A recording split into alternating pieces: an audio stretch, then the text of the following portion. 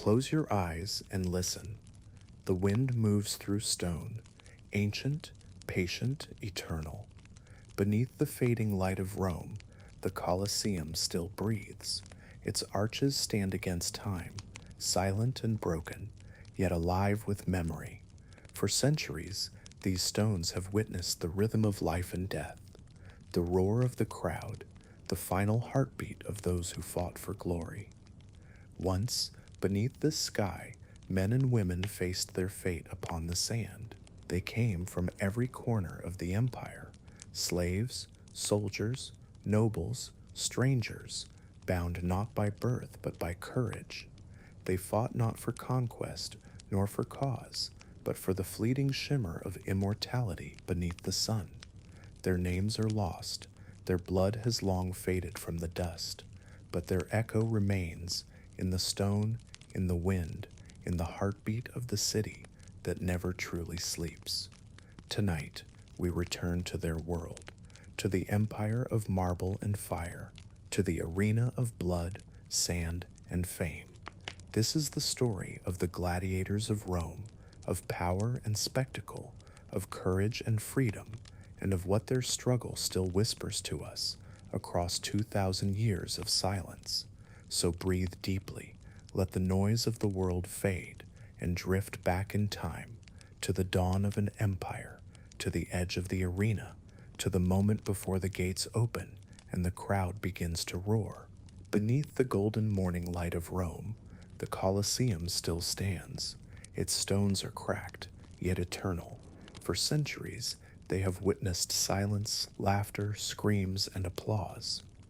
If you walk through its archways at dawn, when the city still sleeps, you can almost feel it breathing, the faint pulse of memory, the echo of footsteps that once belonged to the gladiators of Rome. Tonight, we will drift back to their world, to a time when blood was spectacle and courage was currency. To understand the gladiators is to understand Rome itself, a civilization of beauty and brutality, of order and chaos, of marble and dust. The story of the gladiators begins long before the Colosseum. It begins in death. The earliest Roman games were not meant for entertainment. They were rituals, sacred offerings to the spirits of the dead. In the 3rd century before Christ, when a nobleman died, his family might honor his spirit with combat. 2 slaves, armed with swords, would fight at his funeral. The spilling of blood was believed to satisfy the gods of the underworld. The dead would rest in peace, and the living would be purified through violence.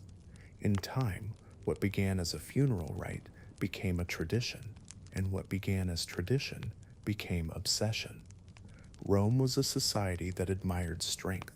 The farmer who tamed the earth, the soldier who conquered lands, the citizen who endured hardship, all were celebrated.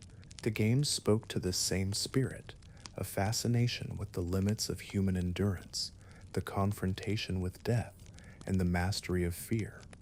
As Rome grew from a city-state into an empire, the appetite for spectacle grew with it. Wooden arenas were built in the Forum. Later, great stone amphitheaters rose across the provinces, from Africa to Gaul, from Hispania to Asia Minor.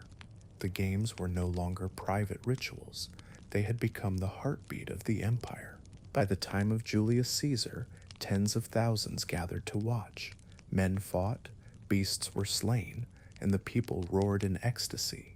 The games were no longer about honoring the dead, but celebrating the living power of Rome. To the Romans, the arena was more than a place of death. It was a mirror, a reflection of their society, disciplined, hierarchical, proud. The emperor watched from above, the citizens filled the seats below, and the gladiators stood at the center of it all, a small circle of sand that contained the vastness of Rome's soul. The word gladiator comes from gladius, the short sword carried by Roman soldiers. But the men who fought with it were not soldiers. They were slaves, prisoners of war, criminals, and sometimes volunteers. For the arena offered something strange, the possibility of fame, of redemption, even of freedom. Each year, Thousands entered the training schools, or ludi. These were more than prisons, they were factories of spectacle. Behind high walls and iron gates, men learned to fight, to act, and to die with grace. The largest of these schools stood right beside the Colosseum itself, the Ludus Magnus. From its barracks, tunnels led directly beneath the arena floor, so that the fighters could emerge unseen, like spirits rising from the earth. Life in the ludus was harsh but structured. Each day began before sunrise. The clang of iron filled the air. Wooden swords first, then real ones, drills, marches, mock duels. The lanista, the trainer, ruled like a general, and his word was law. The diet of a gladiator was simple but nourishing: barley porridge, beans, dried fruit, and vinegar wine. The high carbohydrate meals built stamina and a layer of fat that protected the body from shallow cuts. They were called hordearii, the barley men. Though they were slaves, the best gladiators were treated like prized athletes. Their health was maintained, their training monitored, their bodies inspected daily. For them, death was not waste, it was investment. To fight well was to earn respect. To die bravely was to win immortality. Even slaves could become legends. There were many kinds of gladiators, each with their own weapons, armor, and identity. The Murmillo, with his heavy shield and fish-crested helmet, fought like a Roman soldier. The Secutor, sleek and relentless, pursued his opponent with smooth, measured steps. The Retarius, armed with net and trident, was agile and cunning, his bare chest glistening with oil, his fate hanging on a single throw of the net. Every duel was a story: strength against speed, armor against freedom, order against chaos. The arena was not chaos, but choreography. The audience understood the language of the fight. They read each feint, each parry, each retreat. They cheered when courage was shown, booed when hesitation appeared. The crowd demanded not only victory, but beauty. To fall well was as important as to fight well. The defeated were expected to die with grace, to meet the end without pleading, without fear. This was the Roman ideal, to face death with dignity. When a gladiator fell, the decision of life or death often rested with the editor, the man, usually an emperor or a sponsor, who paid for the games. The crowd might chant, waving their thumbs, a signal whose true meaning has long been debated. But what mattered most was not the gesture, but the drama of the decision itself. Mercy or death, pardon or spectacle. Rome, in that instant, played God. To be a gladiator was to live in a paradox. They were slaves who became idols, outcasts who earned the adoration of thousands. They were despised and celebrated, pitied and envied. Their bodies bore the scars of survival, and yet in the eyes of the crowd, they were symbols of perfection. Many fought for years, earning fame and gifts. Some even won the rudis, a wooden sword, the symbol of freedom.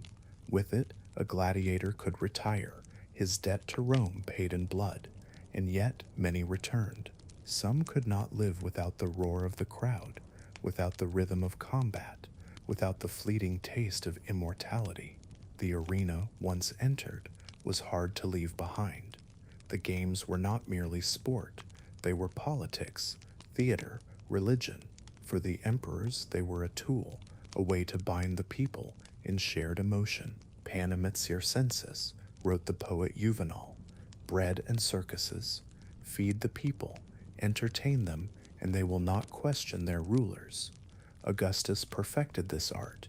He used the games to restore Roman pride after years of civil war. Nero twisted them into displays of vanity. Commodus, the emperor who believed himself a god, entered the arena himself, dressed as Hercules, fighting wild beasts with a bow. He was cheered not for skill, but for power. His victories were guaranteed, his opponents chosen to die. Through it all, the games continued. They became part of Rome's rhythm, like the rising of the sun. From the humblest provinces to the heart of the capital, amphitheaters rose like temples to blood and glory. Each city wanted its own, each governor his own spectacle. But the arena was not only a place of men. On rare occasions, women too took up arms. They were called gladiatrices. Their fights were rarer, often staged as novelties, but they carried a strange fascination for the crowd. To see a woman, once bound by Roman decorum, wield a sword and face death, it shocked and thrilled in equal measure. Historians have found inscriptions of such women, names half erased by time, yet proud. One fought as Achillea, another as Amazonia, their names borrowed from myth, their courage from necessity. For all its splendor, the gladiatorial world was fragile. It lived in the space between admiration and condemnation. Philosophers like Seneca and Cicero criticized the cruelty of the games, calling them corruption disguised as courage. The rise of new religions, especially Christianity, began to shift the Roman conscience. The idea that all life held divine value clashed with the public thirst for blood. By the 4th century after Christ, the empire was changing. The Colosseum still stood, but the old faiths were fading. The games lost their divine justification. They became expensive, controversial, outdated. Slowly, the roar of the crowd began to fade. In the year 404, a Christian monk named Telemachus entered the arena and tried to stop a fight. The crowd stoned him to death, but his act, defiance in the name of compassion, marked the turning point. The Emperor Honorius banned the gladiatorial games soon after. The sands that once drank so much blood fell silent. And yet, in that silence, something remained.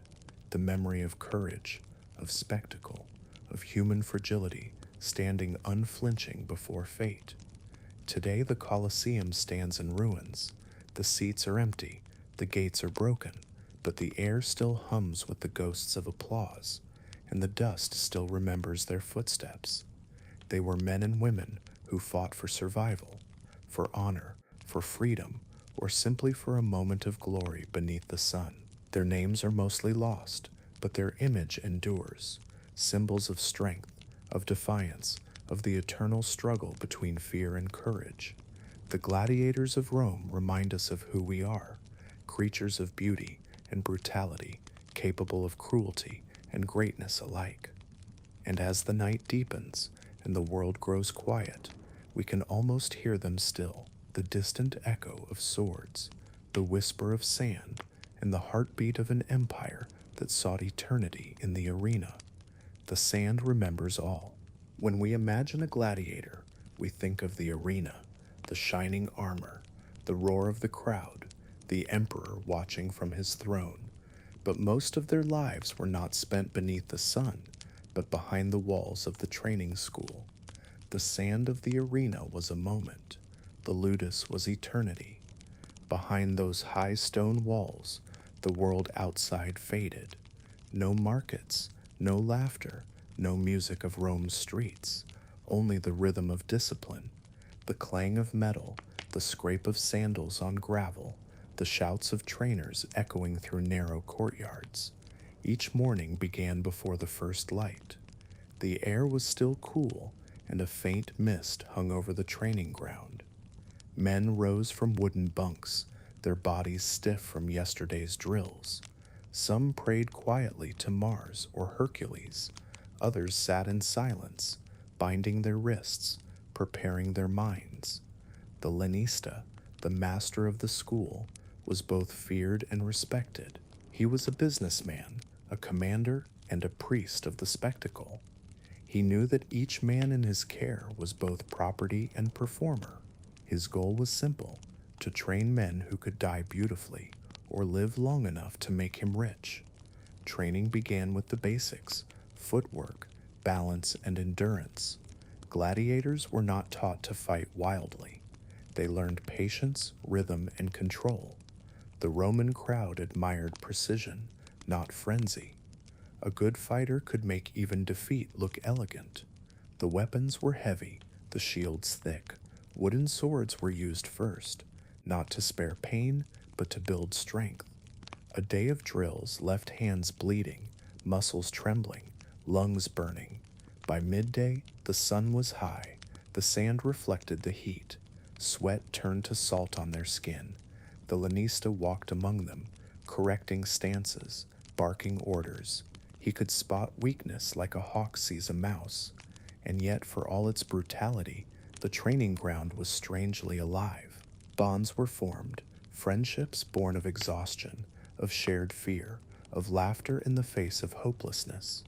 Among the recruits were men from every corner of the empire: a Thracian farmer captured in war, a Greek sailor caught by pirates, a runaway slave from Africa, a Roman citizen who had lost everything and sold himself to the games for money. They spoke different languages, but the arena gave them one tongue, the language of survival. At night, they ate together in the dim light of oil lamps. Their meals were simple: beans, barley bread, figs, cheese, and cheap wine cut with vinegar. They joked about their scars, argued about the gods, or fell silent, lost in thought.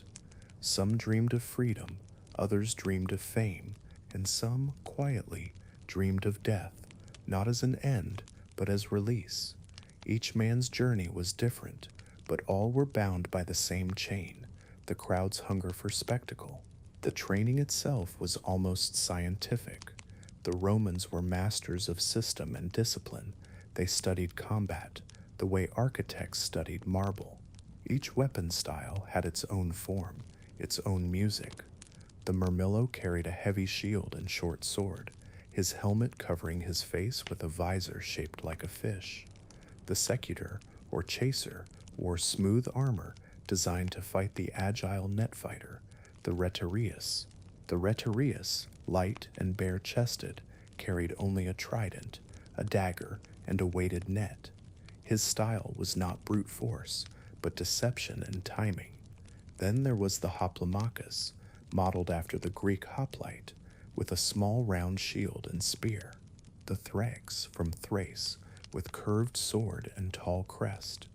The Samnite, one of the earliest and most traditional types, each one a character on the stage of death.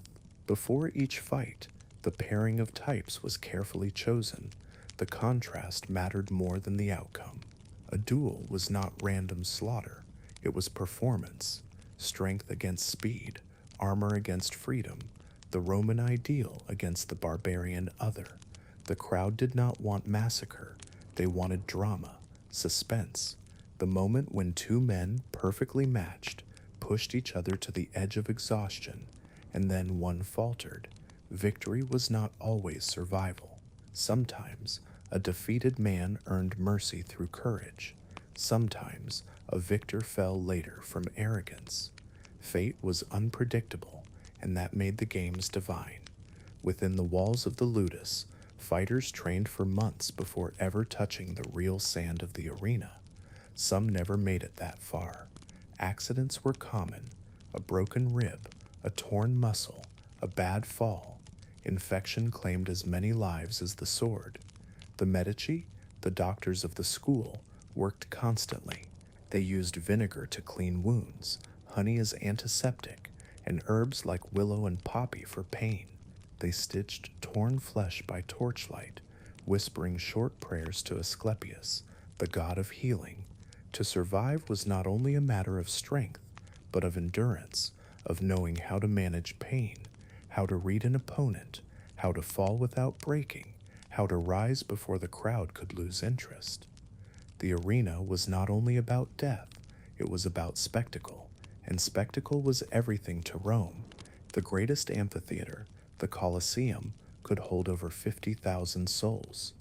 The games began early in the morning, when the gates opened and the people flooded in. Senators took their marble seats, merchants their shaded benches, and the poor filled the stone tiers high above. Trumpets sounded. The smell of incense mixed with sweat and dust. Exotic animals roared from their cages below: lions from Africa, tigers from Persia, crocodiles from the Nile. The morning began with the venishings, the beast hunts. Gladiators armed with spears faced creatures from the ends of the empire. It was a display of dominion, Rome's mastery over nature itself. At midday, there was a pause. The crowd ate, drank, and rested in the heat. Some left offerings to Nemesis, the goddess of fate. Others placed bets for the afternoon games, the real duels. When the sun began to fall, the gladiators entered. They marched in procession, their armor gleaming, their weapons raised in salute. Ave Caesar morturi te salutant, they cried.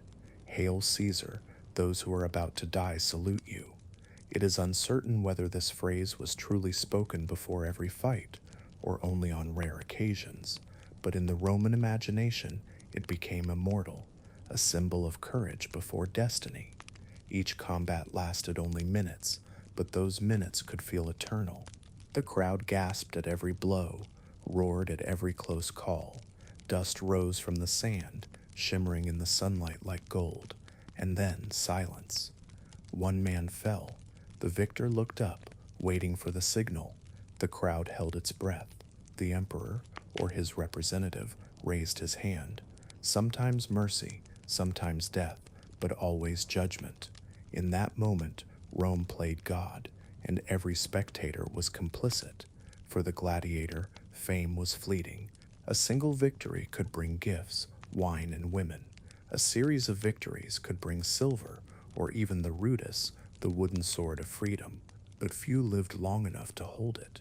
The average gladiator fought perhaps 3 or 4 times a year. The best survived for a decade. Some became heroes of the people, their names known across the empire. Others vanished into the sand, their bodies buried in unmarked graves beyond the city walls.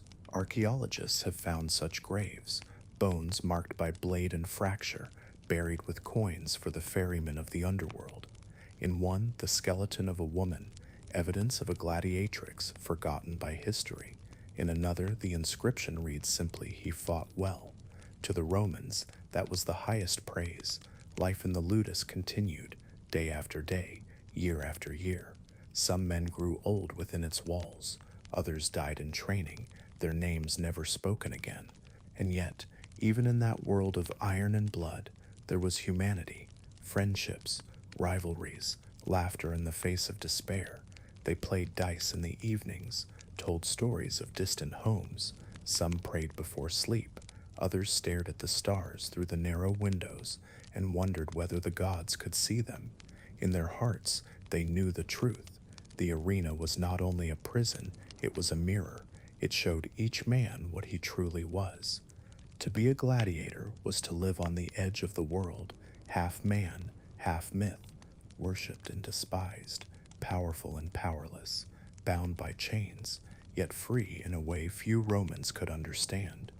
Perhaps that was their greatest secret, that in facing death each day, they discovered a kind of life no citizen could ever taste, a life stripped bare of illusion, where only courage remained. And so, as night fell on the ludus and the last torches burned low, the men slept. Some dreamed of victory, others dreamed of the fields of their childhood, and some dreamed of nothing at all. Outside, the city of Rome shimmered beneath the moon. The Colosseum stood silent, its arches dark against the stars. But within its stones, the echoes of tomorrow's games already stirred. The crowd would come again. The sand would be raked smooth. The trumpets would sound. And the eternal drama of Rome would begin anew, the dance of life and death, of fear and fame, of men who fought not for empire, but for the applause of strangers. And as we drift through their world, through the dust and memory of ancient days, we remember that they were not so different from us, seeking meaning, connection, and the chance to be remembered. The arena may be silent now, but its spirit endures, in every story told, in every echo beneath the stone. The gladiators of Rome are gone, but the sand remembers still. Rome was a city of noise, the sound of footsteps on marble streets, the cries of merchants, the hum of fountains, the low murmur of prayer. But there was one sound that rose above them all, the roar of the crowd. The crowd was the soul of the games. Without it, the arena was only stone and sand, but with it, it became alive, trembling, vast, unstoppable. 50,000 voices, rising together like a storm, the heartbeat of the empire. To the Romans, the games were more than pastime. They were identity, a shared rhythm that bound rich and poor, senator and slave, priest and soldier. When the gates of the amphitheater opened, all differences faded. For a few hours, Rome became one single body, hungry, loud, unrestrained. The poet Juvenal once wrote, "The people wish for only two things, bread and circuses." It was not an insult, but an observation. The games were not mere distraction, they were release. In a city crowded and restless, the arena offered catharsis, a place to pour all emotion, to lose oneself in something larger than life. For the common citizen, entrance was free. The emperors paid for the games, offering them as gifts to the people. It was generosity, but also control. Feed them, entertain them, and they will love you. When the Colosseum opened under Emperor Titus in the year 80, it was celebrated with 100 days of games. Thousands of animals were slain, hundreds of men fought. Exotic beasts from across the empire, lions, elephants, crocodiles, leopards, were brought to Rome at immense cost. The blood of the world flowed into that single arena, but to the crowd it was not cruelty, it was wonder, the display of power, of Rome's reach, Rome's wealth, Rome's divinity.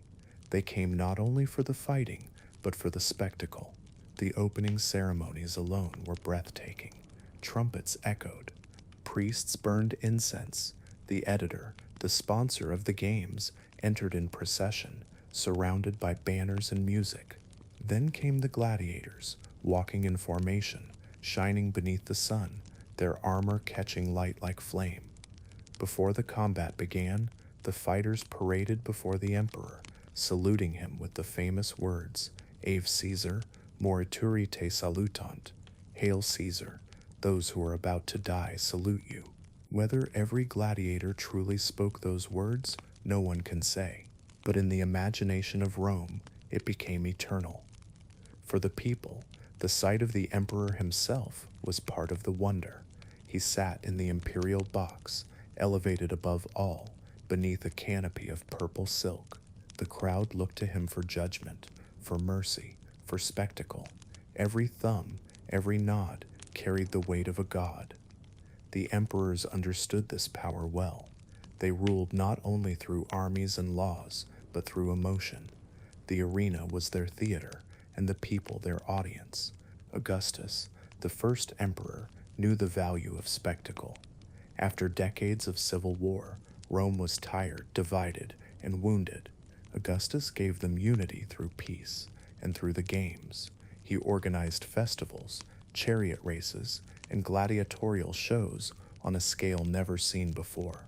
To the people, he was not only ruler, but benefactor. The games were his message that Rome had returned to order. Nero, decades later, turned the games into personal theater. He fancied himself an artist, a singer, a poet, an actor. During his reign, the line between spectacle and empire blurred. He appeared in the arena, dressed in golden robes, performed on stage, and even competed in chariot races himself. The crowd adored him, for a while, but beneath the applause lay unease. The games had become a mirror of excess, not virtue. Then came Commodus, perhaps the most infamous of them all. The son of Marcus Aurelius, philosopher and emperor, Commodus believed himself to be Hercules reborn. He trained as a gladiator and demanded to fight in the arena. Of course, his opponents were not true adversaries. They were chosen to lose, or too terrified to resist. But to the crowd, the sight of a god emperor descending into the sand was both thrilling and terrifying. Commodus fought with a golden bow, killing animals from a safe distance. He entered dressed as a demigod, his muscles oiled, his smile cold. He declared himself the Roman Hercules, the savior of the world. Statues were erected, showing him holding the club and lion skin of the mythical hero. The Senate called him mad, but the people, at least for a time, adored him. They cheered his every strike, because cheering the emperor meant survival. In the reign of Commodus, the games lost their ancient dignity. They became a reflection not of courage, but of corruption, blood without meaning, spectacle without soul. Yet, for all this, the crowd remained loyal, for the games gave them what life rarely did: excitement, emotion, belonging. Imagine for a moment sitting among them, the marble benches warm beneath the sun, the air thick with dust and perfume. Around you, thousands of faces, all turned toward the arena. Vendors calling out, dates, olives, honeyed wine, children laughing, lovers whispering, old veterans reminiscing about wars long past.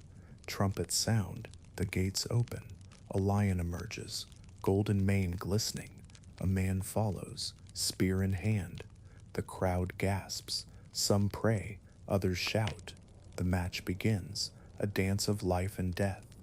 In those moments, time itself seemed to hold its breath. The crowd became one living being, its eyes wide, its heart pounding. When the final blow came, the roar was thunder. Joy, pity, horror, admiration, all mixed into one primal sound. And then, as quickly as it began, silence. The crowd waits for the signal. The emperor decides. Mercy or death. This was Rome's religion, not of gods unseen, but of humanity exposed. The arena was a temple of emotion, but the games were more than blood. Between the combats, there were plays, music, mythological reenactments. Sometimes, the arena floor was flooded to stage mock naval battles, miniature lakes built with hidden pumps and channels. Ships collided, sailors fought, and the crowd cheered, as if Neptune himself watched. Animals appeared that most Romans had never seen: rhinoceroses, panthers, even giraffes. The empire brought the wonders of the world to its heart, and in doing so reminded every citizen that Rome ruled everything beneath the sun. The games were, in truth, political theater. They displayed the wealth of the emperor, the obedience of the provinces, and the unity of the people.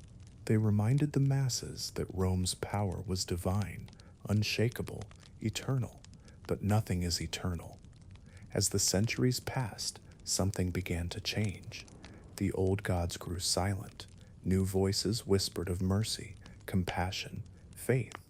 Christianity spread through the empire, quietly at first, then loudly. Philosophers began to question the morality of the games. Seneca, the Stoic thinker, wrote of the arena with horror. "I came to see men killed," he said, "and found myself sickened. There is nothing human in it, only madness." He was among the first to call the games what they were, an addiction to death. Still, the people came, because habits are harder to kill than men. The emperors continued to fund the spectacles, even as the empire strained under its own weight. The crowds demanded bread and blood, and so the rulers obliged. The amphitheaters filled even as the borders fell. It was as if Rome, sensing its decline, sought to drown its fear in applause.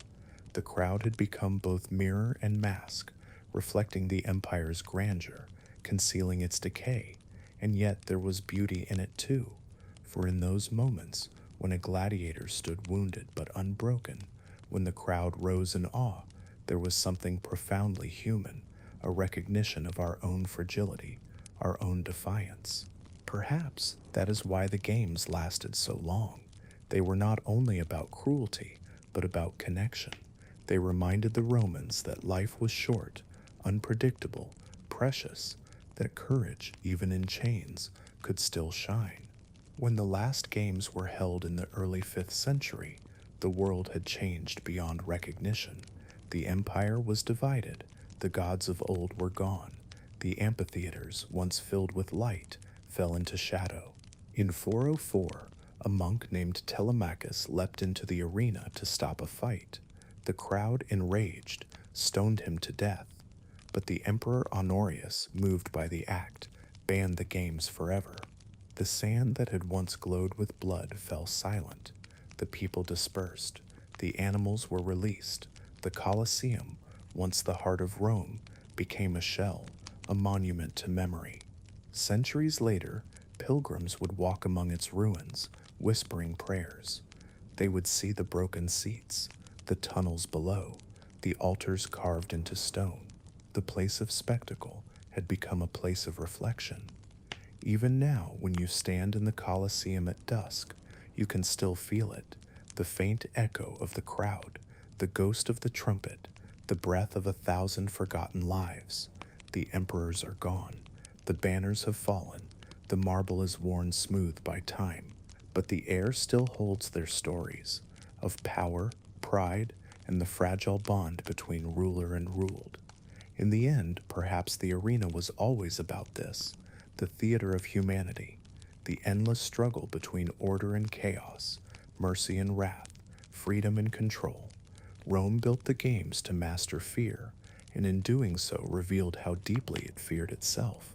The crowd, the emperors, the gladiators, all were bound in one vast performance, as brief and brilliant as life itself. And as the night settles over the ancient stones, the echo fades. What remains is silence, and in that silence, the memory of 50,000 hearts beating as one. The sand remembers all.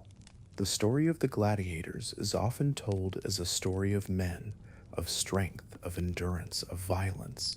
But the arena, like Rome itself, was far more complex. Beneath the roar of the crowd and the gleam of bronze, there were other voices, quieter, rarer, but no less powerful. Among the fighters, there were women. Their presence in the arena was never common, never encouraged, but it was never entirely absent either. Rome, for all its order, loved novelty, and nothing fascinated the Roman imagination quite like a woman with a sword. They were called gladiatrices. Their existence is faintly recorded in carvings, in poems, in whispers of scandal. The historian Cassius Dio mentions them in his account of Emperor Domitian's reign. He writes that women of noble birth, even of the highest families, sometimes fought in the arena, their faces hidden behind helmets, their movements graceful and fierce. Another fragment, found on a marble relief now kept in the British Museum, shows two women named Amazonia and Achillea. Their bodies are poised, their armor elegant, their swords raised. The inscription beneath them says simply, "They were released." It means they fought well and were granted mercy. For Rome, such spectacles were both thrilling and unsettling. A woman was expected to embody modesty, devotion, and silence. To see her standing in the sand, armed and defiant, blurred the lines of gender, of order, of power. It was scandal, and it was fascination. Some of these women were slaves, condemned for crimes or debts. Others were volunteers, seeking fame or perhaps freedom. Whatever their reason, they stepped into the same dust, under the same sun, before the same roaring crowd. Their presence raised questions the Romans did not wish to answer. If a woman could fight and fight bravely, what did that say about the nature of courage itself? Was it born of gender or of spirit? Was the arena not, after all, the great equalizer? The philosophers debated, the poets whispered, the people cheered. In the flickering torchlight of the ludus, these women trained beside men, their bodies hardened by the same routine, their hearts bound by the same fear. And when they entered the arena, the crowd watched them with both admiration and discomfort, torn between beauty and brutality. To fight was to exist beyond the boundaries of the ordinary, to become, if only for a moment, more than human, a living symbol of defiance. But the arena was not only a stage for rebellion, it was also a reflection of Rome's deepest paradox: freedom within slavery, power within submission. Some gladiators fought not because they were forced, but because they chose to. They were called auctorati, free citizens who sold themselves to the arena for money or fame. To the Roman mind, this was both admirable and shameful. Admirable because it showed courage, shameful because it meant surrendering one's dignity. The auctorati signed contracts that bound them to the games for years. They swore oaths to endure fire, chains, whips, and death by the sword. And yet for some, that oath was liberation. In a society where class and birth determined everything, the arena offered a strange kind of equality. No title, no heritage, no wealth could save a man from the sand, only skill and courage. In that sense, the gladiator's world was both cruel and just, a mirror sharper than the empire itself. Freedom in Rome was never absolute. Even the emperors were prisoners of expectation, of politics, of image. The gladiators' chains were visible, the citizens' chains were not. And perhaps that was why the arena held such power, because it revealed the truth everyone else tried to hide. To live under Rome was to play a role. The senator spoke of virtue while scheming for influence. The merchant preached honesty while fixing his scales. The emperor promised justice while fearing assassination. But the gladiator, he was honest. He lived with death as his companion and faced it without disguise. The philosopher Epictetus, himself once a slave, wrote that freedom is not the absence of chains, but the mastery of fear. A free man, he said, is one who cannot be broken by circumstance. By that measure, many gladiators were freer than their masters. The stories that survive tell of men and women who found purpose in the sand. Some earned the ludus, the wooden sword that symbolized release. To receive it was to step out of the arena as a free person, no longer bound by the contract of blood. Many of those who won it stayed, choosing to train others to live among the only family they had ever known, for the world outside had become strange. The cheers of the crowd echoed in their dreams. Silence felt like exile. Freedom, they realized, was not simply a door one walked through. It was a burden, the question of what to do once the gates opened. In this way, the story of the gladiators is the story of Rome itself, a civilization obsessed with freedom and yet built upon bondage. The citizens of Rome boasted that they were free men, but their empire thrived on slavery. They celebrated virtue, but adored spectacle. They honored courage, but demanded cruelty. The arena, in all its contradictions, was the empire made visible. As centuries passed, the spirit of Rome began to waver. The old gods, Mars, Jupiter, Venus, grew distant. New ideas spread across the empire: mercy, forgiveness, the sanctity of every life. Christianity took root first, among the poor, the enslaved, the forgotten, those who had no place in the marble world of Rome. To them, the arena was not glory, but sin. The blood of the games, once sacred, became blasphemy. And slowly the empire began to listen. The Emperor Constantine, after his conversion, reduced the frequency of the spectacles. Later emperors debated their morality. By the 5th century, the games had become rare, condemned by bishops and philosophers alike. The final years of the arena were strange, quieter, uncertain, fading like a dream at dawn. The crowd still came, but their cheers were softer. The sand still drank blood, but the old magic was gone. The gods who once demanded sacrifice had fallen silent. When at last the games were outlawed, the empire itself was collapsing. The Visigoths stood at its gates. The legions were gone. The marble cracked. The Colosseum, once filled with the music of death, became a ruin, its stones taken to build churches, its arches filled with grass and birdsong. But though the empire fell, the memory of the gladiators endured. Centuries later, their legend would rise again, in poems, in paintings, in the whispers of storytellers. To some, they became symbols of barbarism, to others of courage. To all, they remained unforgettable. We remember them not for their violence, but for what they revealed about us: the human need to test the limits of endurance, the longing to be seen, the desire to matter, even for a fleeting moment beneath the sun. In their struggle, there was something universal: the fight against fate, the refusal to surrender. The arena was their world, but it was also a mirror of ours. We too build our own arenas, not of sand and blood, but of ambition and fear. We perform, we compete, we rise and fall before invisible crowds.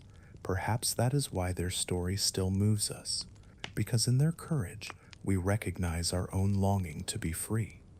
Among the ruins of Rome, in the shadow of the Colosseum, there is a plaque. It reads, "The blood of the martyrs sanctified this place." Pilgrims kneel there in silence. Tourists walk by, their footsteps echoing. The wind passes through the arches like a sigh.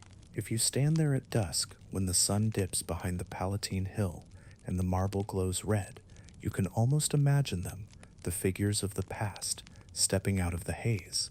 A Murmillo, adjusting his helmet, a Rhetarius testing his net, a woman tightening the strap of her greave, her eyes calm, her heart steady. They are gone, yet not gone.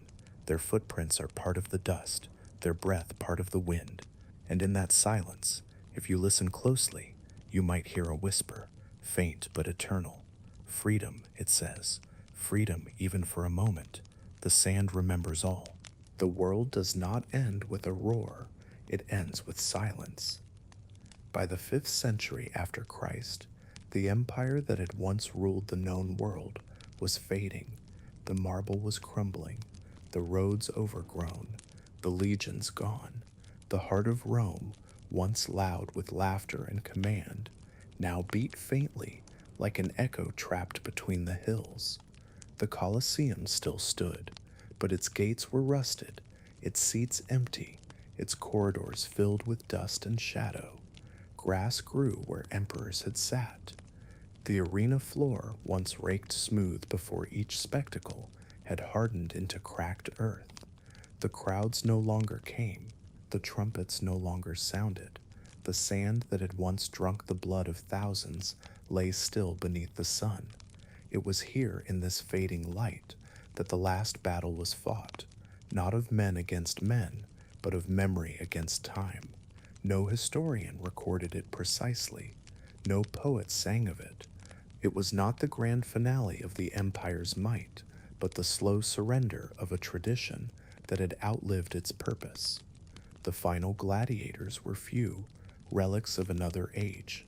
Some were slaves, too old to fight, but too forgotten to free. Others were professionals, men who had made a life in the sand and knew no other craft. They had seen the empire change around them, had watched new gods rise and old temples fall. They had outlived their fame and now waited only for the world to decide their fate. When the order came that the games were to end, there was no riot, no revolt, only confusion. The trainers dismissed their men, the gates closed, the amphitheaters fell silent. Some gladiators tried to leave, to find work as guards, or sailors, or laborers. Some succeeded, others vanished into the streets of Rome, nameless, faceless, swallowed by time, but a few remained. They stayed near the Colosseum, sleeping in its shadows, walking its corridors at night. They said the place still breathed, that the stones still remembered. They would stand upon the sand, close their eyes, and hear the ghosts of applause. Perhaps they were right, for memory, like the arena, never truly dies. The philosopher Augustine, writing in those years, called the games a sickness of the soul. He said that once a man had tasted the sight of blood, he could never again look upon innocence the same way. But others mourned their passing, not for the violence, but for the spirit they represented. To many Romans, The games were a symbol of courage, of the refusal to yield. Without them, it seemed as though a piece of Rome's heart had gone quiet. In the centuries that followed, the Colosseum became many things: a fortress, a quarry, a shrine. Its stones were taken to build cathedrals and palaces. Its arches became homes for beggars, its tunnels for monks. Grass and flowers grew where lions once roared. Birds nested in the upper tiers, their songs replacing the cries of the crowd. Yet the arena endured, not as a place of death, but as a place of memory. Travelers came from distant lands to stand in its shadow. Poets wrote of it with awe. Artists painted it beneath silver moons and crimson skies. And each, in their own way, felt the same quiet truth, that beneath its ruin, something eternal remained. The last battle then was not fought with swords, but with silence. It was the battle of forgetting and remembering, of time against eternity. For in the end, the gladiators did not vanish. They became legend. They crossed from history into myth, where names no longer matter, but spirit does. They live now in the words we use: courage, honor, endurance. In every story of struggle, in every soul who stands against impossible odds, their shadow lingers. The poet Lord Byron, centuries later, would stand within the Colosseum at dusk and write, "While stands the Colosseum, Rome shall stand. When falls the Colosseum, Rome shall fall. And when Rome falls, the world." And indeed, the Colosseum still stands, its arches open to the sky, its walls cracked by time, but its presence unbroken. It is no longer a theater of cruelty, but of memory, a monument not to power, but to what it costs. Imagine for a moment standing there now. The city hums softly in the distance. The air is warm, touched with dust and the scent of stone. You walk beneath the great arches, your footsteps echoing in the emptiness. The light fades, shadows lengthen. You stop at the edge of the arena. The ground beneath your feet is ancient. Here men and women once faced death, not for conquest, not for faith, but for the fleeting beauty of survival. You close your eyes, and in the stillness, you can almost hear it: the faint rustle of armor, the whisper of sand, the breath of a waiting crowd. But the noise does not come, only silence, a silence so deep it feels like peace, for Rome has finally laid its weapons down. The empire of blood has become an empire of memory, and in that memory lives something tender, not the violence, not the cruelty, but the humanity that endured beneath it all. The courage to stand, the grace to fall, the strange eternal yearning to be seen and remembered. As the moon rises above the Colosseum, the stones glow silver, the arches catch the light like ribs of a sleeping giant. The night air is cool and quiet and full of ghosts. You can almost see them, the outlines of the old fighters, walking once more across the sand. Their steps are light now, unchained, unhurried. The woman with the curved blade, the man with the scarred shield, the Thracian, the African, the Roman, all of them side by side, at peace at last. They look up to the sky, where once the emperor sat, and now only the stars remain. And perhaps in that infinite silence, they find what they sought for so long: not fame, not victory, but freedom. The wind passes through the broken arches, the grass moves softly, the city beyond sleeps, and the Colosseum breathes. The gladiators of Rome are gone, but they are not forgotten. Their courage is older than empire, older than marble, older even than history itself. It lives in every human heart that dares to face fear, not with hate, but with acceptance. The games have ended, the crowd has gone home, the emperor is dust, but the sand still remembers the footsteps of those who once walked it, and the world still carries their echo. For though Rome has fallen, its stories endure, and through them, so do we. The wind softens, the stars drift above the silent stone, and the night closes gently around the arena. Blood, sand, and fame all fade, but memory remains. the sand remembers all.